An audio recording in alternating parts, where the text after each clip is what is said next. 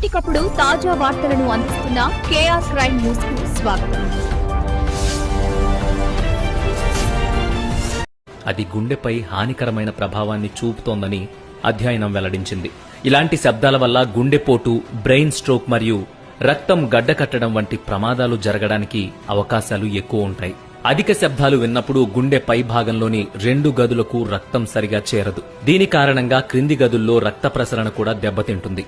అది గుండెపోటుకు దారితీస్తుంది. 15 నిమిషాల పాటు 50 నుంచి 70 డెసిబుల్స్ కంటే ఎక్కువ శబ్దం వింటే అది ఒక వ్యక్తి యొక్క గుండెను ప్రభావితం చేస్తుంది.